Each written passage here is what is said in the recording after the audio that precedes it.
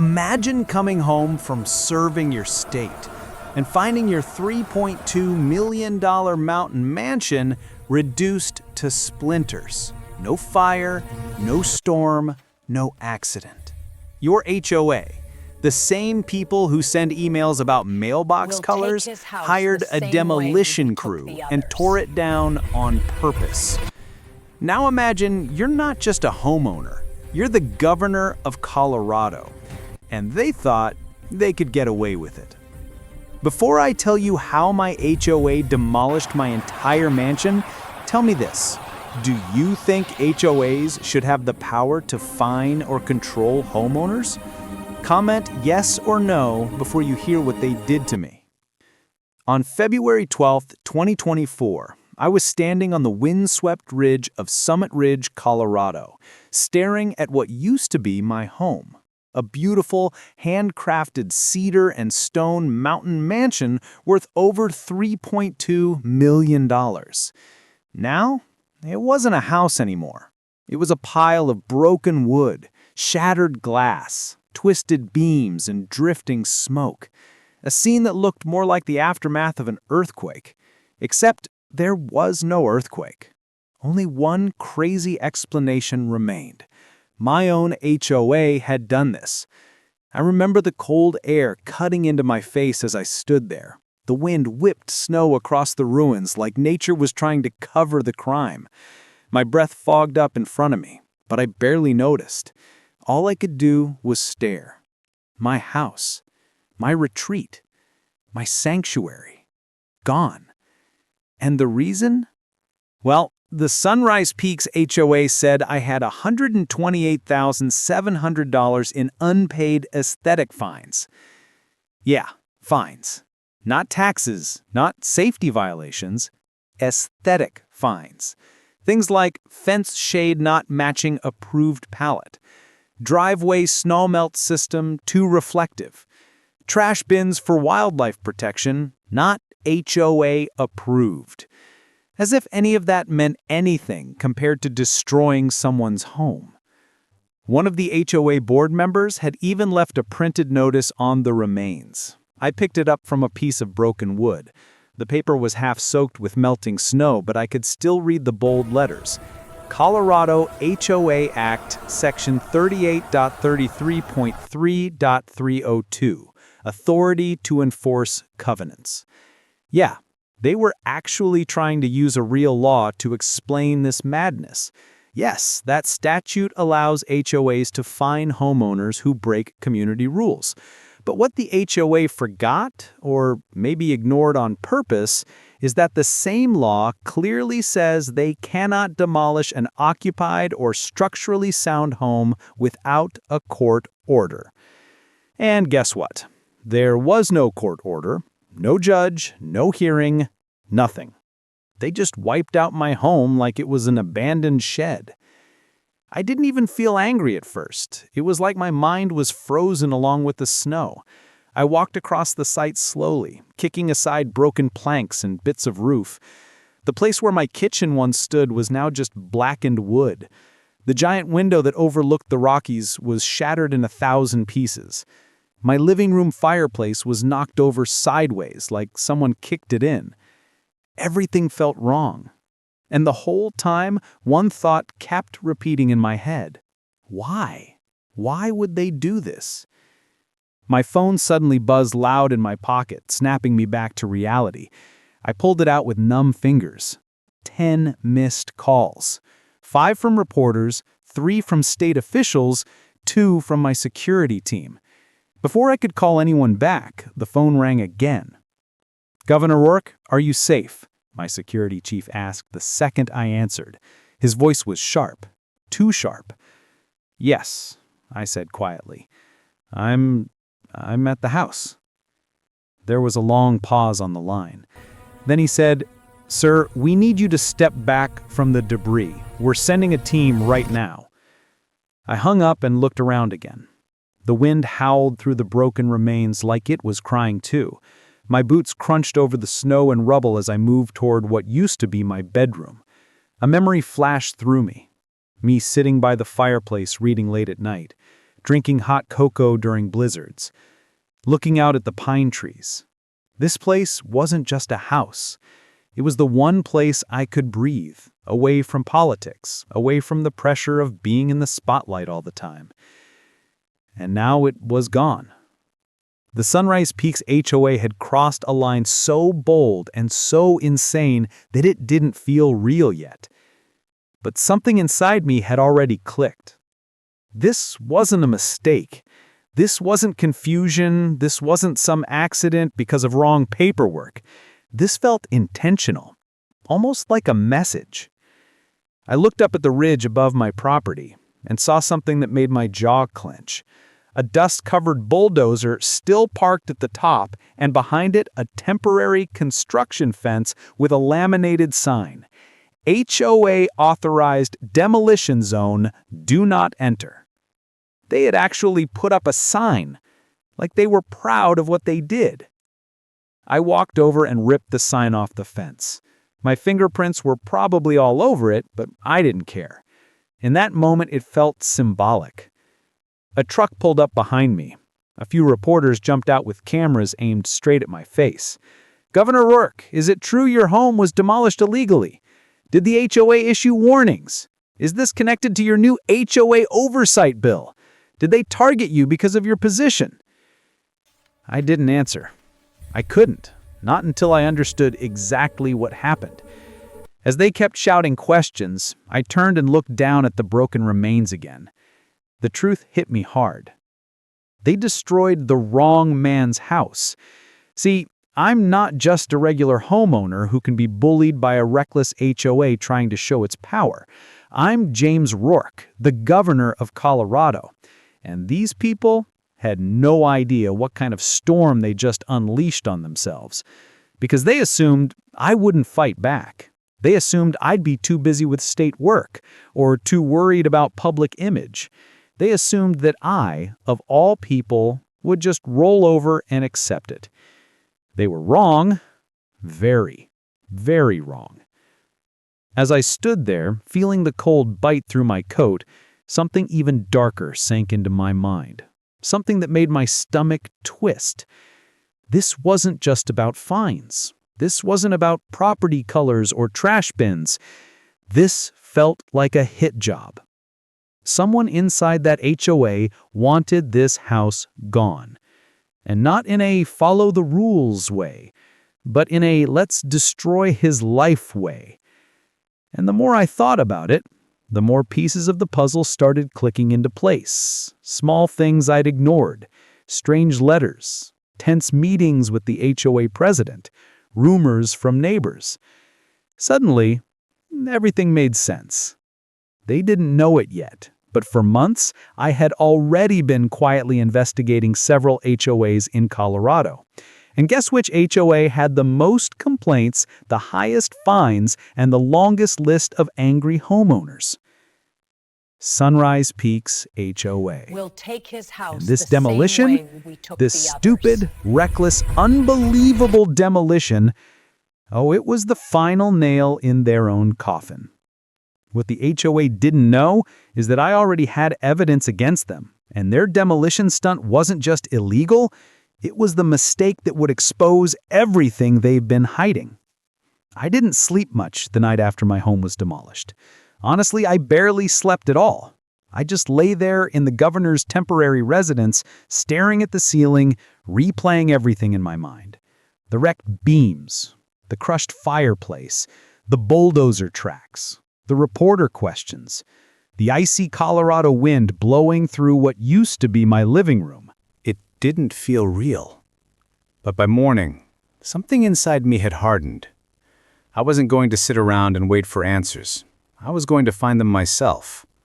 So at sunrise, I got into my SUV and drove straight to the State Records building in Denver. I had one target in mind: the Sunrise Peaks HOA's official filings. And that was when the story truly began to unfold, piece by ugly piece. The takeover. You see, the Sunrise Peaks HOA hadn't always been like this. Back when I first bought my mountain mansion in 2015, it was a peaceful, friendly neighborhood with mostly retired couples, hikers, and nature lovers. Things changed in 2022 when a small, aggressive group took over the HOA board, and leading that group was one woman, Linda Morrow. Realtor, power seeker, and a name whispered by half the homeowners like she was some kind of villain in a movie. I had met her twice.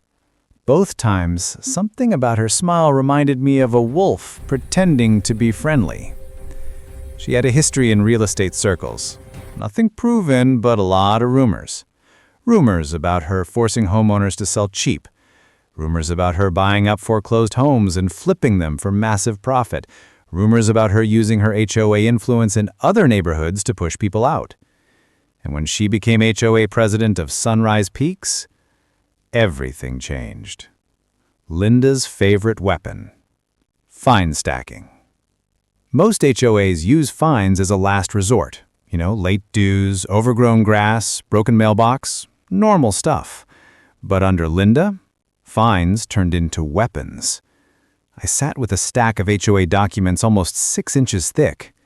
As I read through them, I felt my jaw tighten more and more. She used a tactic homeowners around the state had complained about: fine stacking. Here's how it worked. Issue a small fine, something tiny like wrong shade of mulch. Add daily penalties. Every 24 hours you didn't fix it, more charges stacked on. Add administrative penalties, random fees for paperwork or processing. Add architectural review charges, even when no architectural work was done. Add emergency compliance fees, which were completely made up. Before a homeowner could blink, their $50 mistake had ballooned into thousands of dollars. And under Colorado HOA laws, specifically SR 38333-302, HOAs really can issue fines to enforce covenants, but only fair, reasonable ones, not these monster-sized, made-up charges Linda was pushing. I flipped page after page and saw numbers that made my stomach twist. $12,500, $19,800, $33,900, $71,200. And many of these people had no idea the fines were stacking because Linda had changed the HOA notification system. So instead of sending physical letters, the HOA only sent emails. Emails that often accidentally never arrived. It was a trap, a deliberate money-making trap. And when people couldn't pay, the foreclosure machine. This part made me feel sick. Under Colorado's HOA Lien Foreclosure Authority, Colo Rev Stat SR 38333-316, if a homeowner owes more than $500 in dues or fines, the HOA can place a lien on the home. Linda didn't just use the rule. She abused it. If a homeowner fell behind on her stacked fines, boom, lien filed. Then, boom, foreclosure notice. Then, boom, property seized. I looked at the list. 9 families had lost their homes between 2022 and 2023. 9. And every single one of those homes had later been purchased at massively below market value by shell companies tied to who else? Linda Morrow's real estate network. It was a cold, calculated business model. Find them, trap them, take their home, buy it cheap, sell it high. All perfectly disguised beneath legal paperwork. Until she made one huge mistake. She came after the wrong house. But my case was different. Here's the thing, Linda didn't try to foreclose on my mansion. She didn't file a lien. She didn't request a court hearing. She didn't even follow the fake notification system she used on everyone else. No, she went straight past all that. And she ordered the entire thing demolished. No warnings, no process, no legal steps, no judge, nothing. Why? Because she didn't want my home. She wanted me out. She wanted the governor, me, to stop pushing the one bill she hated, HB 24116, the HOA Oversight Expansion Bill. That bill would limit HOA fines to $500 total per month, require real notification systems, force HOAs to justify penalties, ban foreclosures without a judge's approval, and create a state office to monitor HOAs. Linda hated it. And suddenly, after seeing all this, now I understood exactly why. My bill wasn't just inconvenient for her. It would destroy her entire money-making scheme. So what did she do? She decided to make an example out of me. She wanted to send a message, loud and clear. If the governor can't stop me, no one can. She thought I was too busy with politics. She thought I wouldn't dig deeper. She thought I'd be embarrassed and keep quiet. She thought wrong. A clue hidden in the board minutes. I kept searching through the HOA documents until I found something that didn't fit. A meeting log dated January 7th, 2024.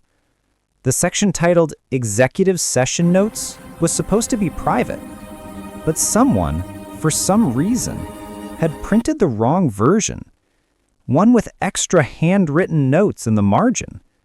And that's where I saw it. A short line, scribbled in blue ink. Discuss structural removal plan. Target date before February. Structural removal. Not repair. Not inspection. Not safety concerns. Removal. And the kicker? This note was written 5 weeks before my house was demolished. I leaned back in my chair as the truth settled in. This wasn't an accident. This wasn't sudden. This wasn't because of fines. They planned it. They planned everything. And now I had proof.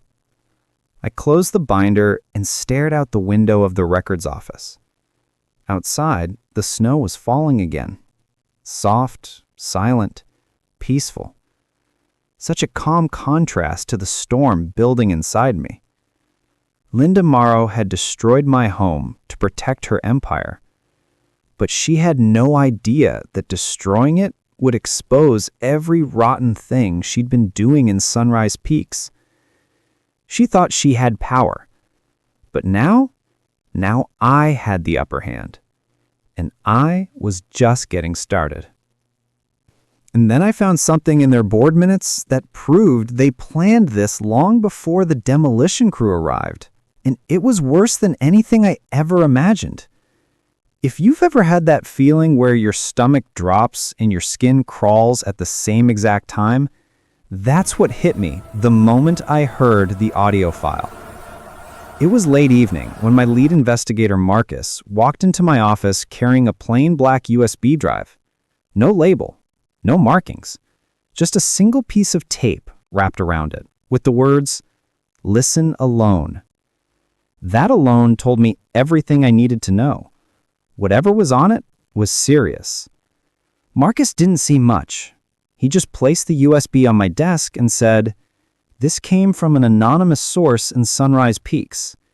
It's from a January HOA executive session. You're gonna want to hear this." And then he left the office, closing the door behind him. The room suddenly felt too quiet.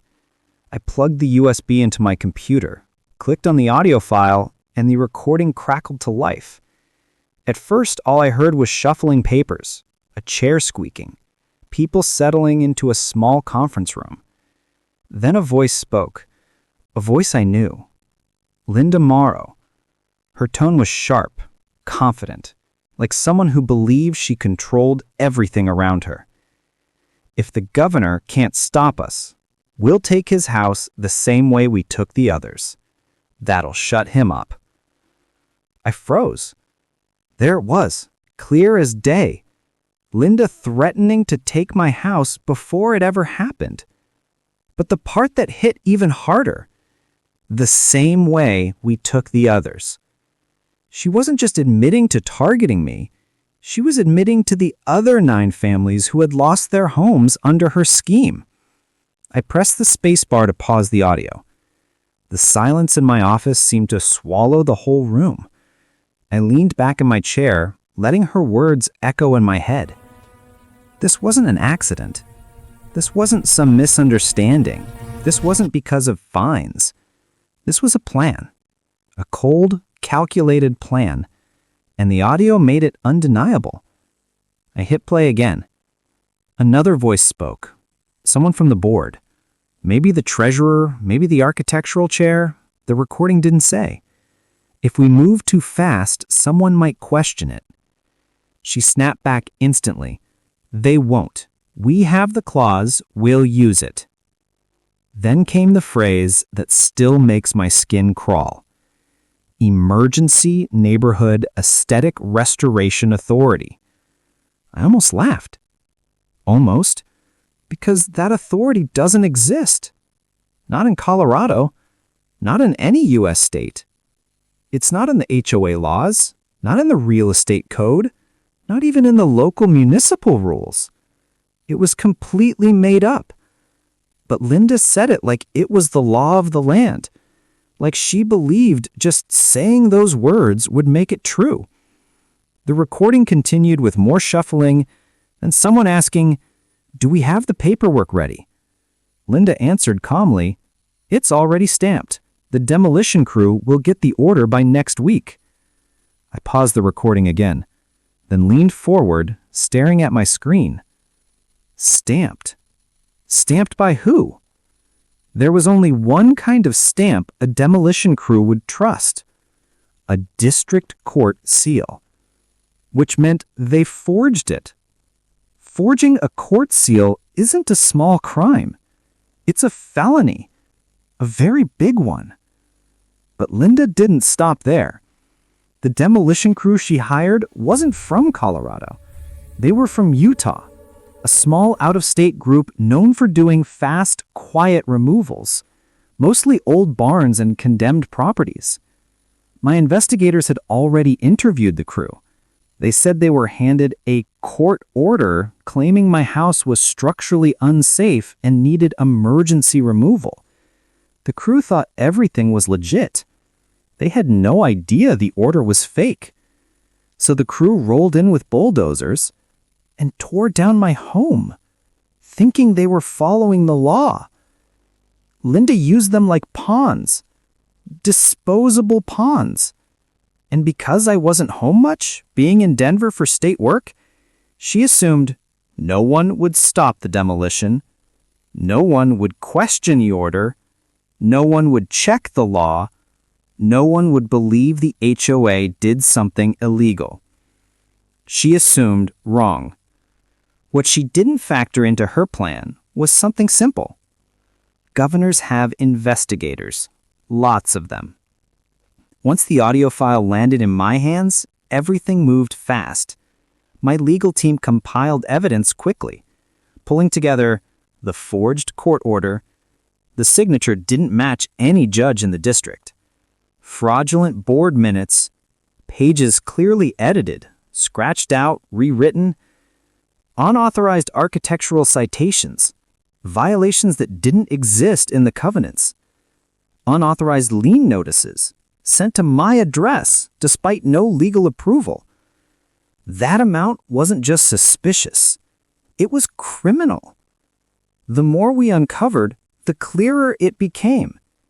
The HOA wasn't just abusive. It was operating like a small organized crime ring. Find people, scare them, take their homes, sell the homes, pocket the money. And demolishing my mansion? That wasn't just another step in their scheme. That was their power move, their message, their warning. Except it backfired badly. Because now I had evidence. Real evidence. The kind that destroys careers and ends businesses and puts people behind bars. But the moment I knew things were about to explode was when I reached the last 10 seconds of the audio file. A chair squeaked. Someone whispered something I couldn't hear. Then Linda spoke again, quieter this time. Just make sure it's done before he finds out. No delays. No mistakes, no witnesses. No witnesses. That line burned into my memory. My hands tightened into fists as I sat there, replaying the words. These people didn't just want my house gone. They wanted no one to ever question how it disappeared. But now the mask was off. The truth was on the table, and I was done playing quietly. I ejected the USB and stood up from my desk. My pulse was pounding, but my head was clearer than it had been in days. The HOA thought they could silence me by destroying my home.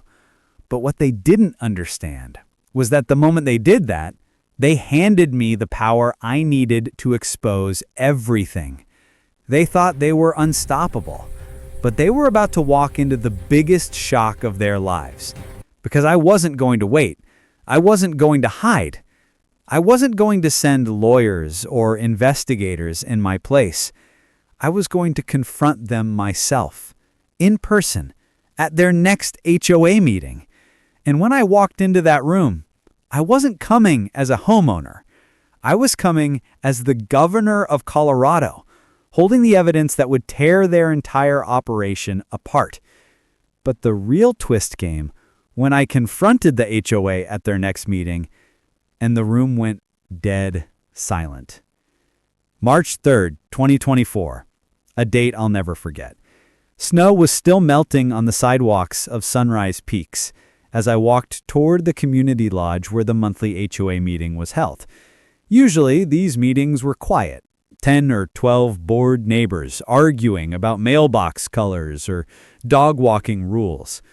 But today, the parking lot was overflowing. Cars lined the street. People were standing outside with cameras. Reporters had microphones in hand, waiting for a storm that hadn't hit yet. And I was the storm. Inside, the room buzzed with tension.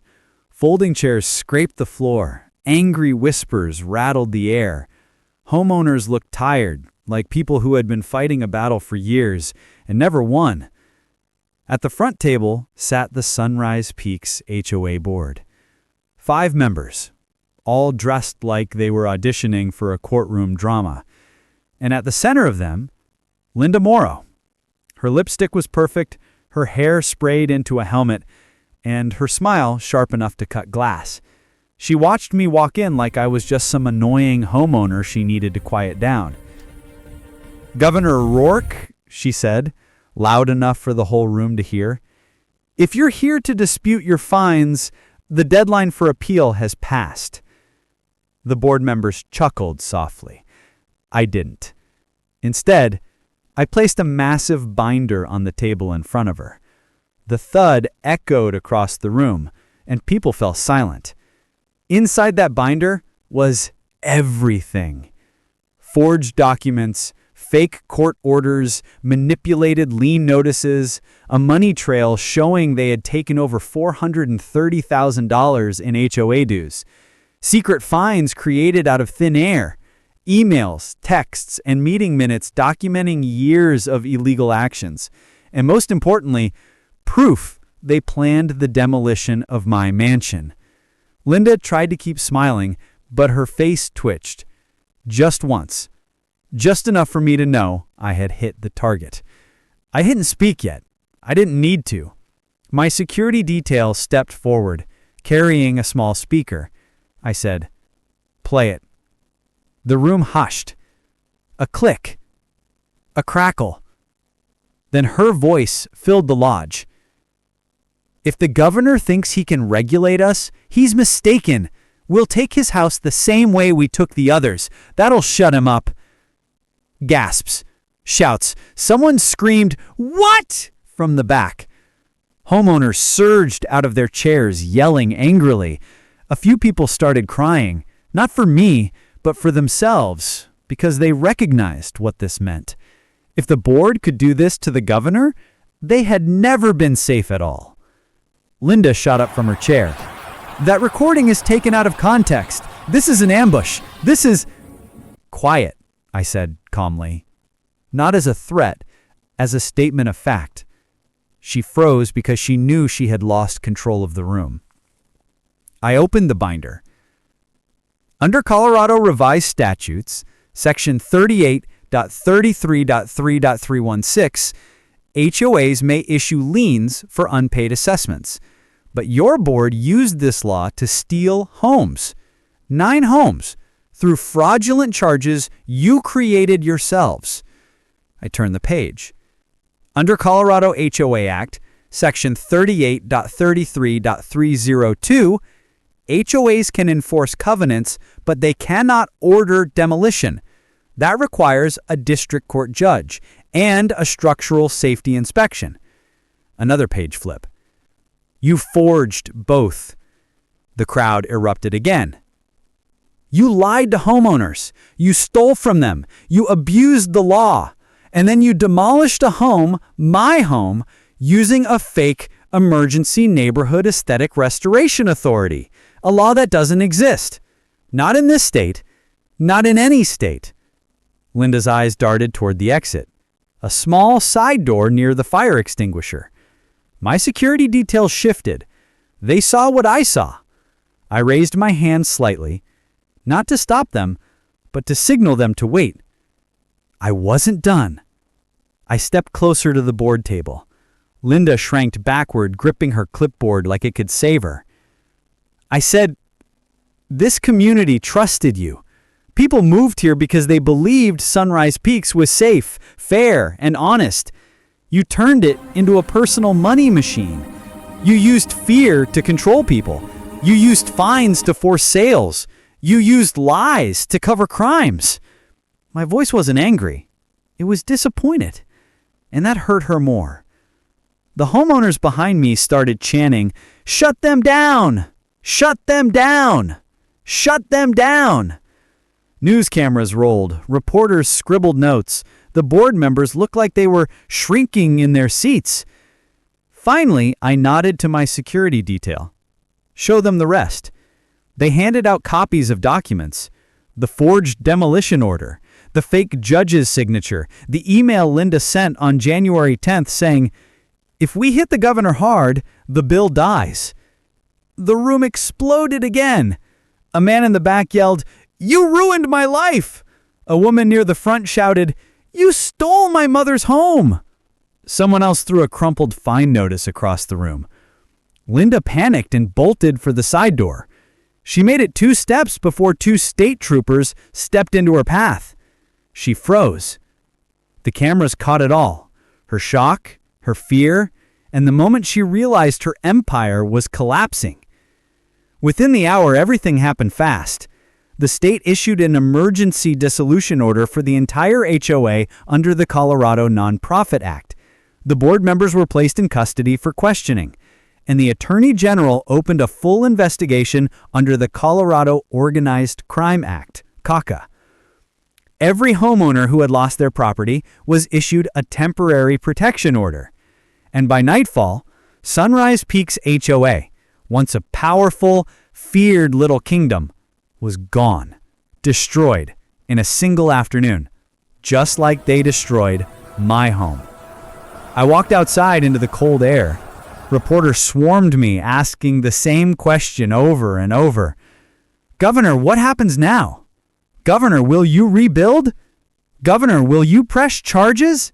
But one question cut above all the noise, asked by a little girl holding her mother's hand. "Sir, are you going to get your house back?" I knelt down, smiling gently. That's what we're going to find out. Because even with justice done, even with the HOA dismantled, there was still one massive question left hanging over all of us. But even with justice served, one massive question remained. What would happen to my home? The days after the HOA meeting felt unreal. One moment, Sunrise Peaks was a community controlled by fear, a place where a handful of board members had more power than they ever deserved. And the next moment, everything had collapsed. The Attorney General's office worked faster than I had ever seen. By March 10, 2024, I received the official report. It was thick, bound, and stamped with the state seal. Inside it were the words I had been waiting for. The demolition of the Rourke residence was unlawful, unjustified, and maliciously executed. It didn't just say illegal. It said malicious. They did it on purpose. And now the state had proof. According to Colorado law, especially under the Colorado Organized Crime Control Act, any group that commits fraud, forgery, racketeering, and organized property theft is treated the same as a criminal enterprise. The Sunrise Peaks HOA board, they might as well have been a mini mafia. The Attorney General ordered 1. Full restitution for my destroyed property. 2. Treble damages under COCCA, 3 times the financial harm. 3. Mandatory reconstruction of my home, paid in full by the HOA's seized assets. Newspapers exploded with headlines. HOA board faces RICO-level charges. Governor's mansion demolition ruled criminal. Colorado cracks down on abusive HOAs. For a while, I thought about rebuilding the mansion exactly as it was. The tall timber frames, the glass wall facing the mountains, the heated stone floors my late wife loved so much. But when I stood on the empty lot in April, snow still melting around the twisted rebar and broken foundation stones, something inside me shifted. The house was gone, but the lesson was bigger. This wasn't about me anymore. It was about everyone who had ever been bullied, cheated, or intimidated by an HOA. All the letters I received during the investigation, hundreds of them from all over Colorado, started to weigh on me. People wrote things like, "My HOA fined me for having a wheelchair ramp. They threatened to take my home because my siding faded. They charged me $200 a day for my trash bin being out. I had to choose between paying my mortgage and paying fines." These weren't just complaints. They were cries for help. So I made a choice. I wasn't going to rebuild the mansion. I was going to turn the land into something that mattered. The birth of something new. In June 2024, after months of planning, construction crews rolled onto my property again. But this time, they weren't bringing demolition equipment. They were building something important.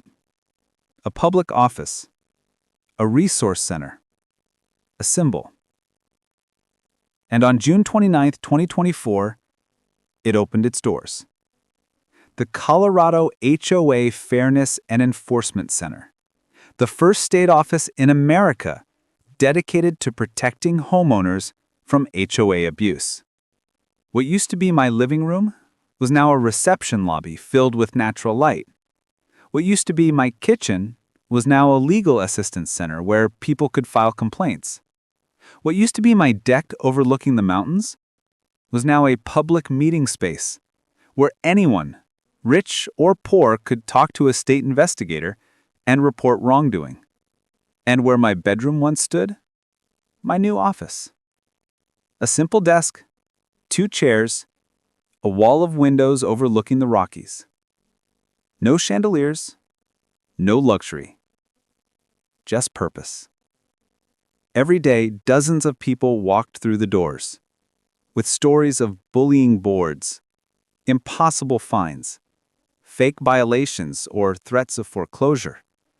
And for the first time in their lives, they were heard. Fixing the law. The demolition didn't just destroy my home. It shook the entire state legislature. No one wanted another HOA going rogue. No one wanted another family losing their house because someone on a board didn't like the color of their mailbox. So we passed the bill that Linda tried so hard to stop. HB 24-1176. The HOA Oversight Expansion Act. It changed everything. HOA fines capped at $500 per month statewide. No more daily charges piling up into tens of thousands of dollars. No home can be foreclosed without judicial review. A real judge must sign off. A real hearing must be held. Homeowners get real protection. Demolition outlawed, except with a licensed inspector's structural hazard order. HOAs can no longer pretend your house is unsafe to get rid of you. Mandatory state oversight for any HOA with more than 50 homes. Random audits. Mandatory transparency. Public financial records. Colorado went from one of the most HOA-heavy states to one of the most homeowner-friendly states in the entire country. Other states began to call. California, Texas, Florida, New York. Everyone wanted to know how we did it. A different kind of home. It's strange looking back. My mansion used to be the one place where I felt calm. A quiet mountain retreat where I could escape politics, crowds, and stress. Now, my new office sits on the exact same spot. And somehow it feels even more like home. The wind still moves the same way through the pines. The mountains are still carved in snow. The view is still breathtaking. But now, instead of being a place just for me, it's a place for everyone who needs help. Sometimes when the sun sets behind the ridge, the whole center glows gold. People stand outside taking pictures, saying things like, "This used to be the governor's house." Hard to believe the HOA tore it down. Thank God something good came out of it. And I always smile, because they're right. The HOA tried to crush me. Instead, they built the foundation for something much bigger than a mansion. They built a movement. But here's the real question. Should HOAs even have the power to fine or seize homes at all? Comment below. Your opinion might be featured in my next video.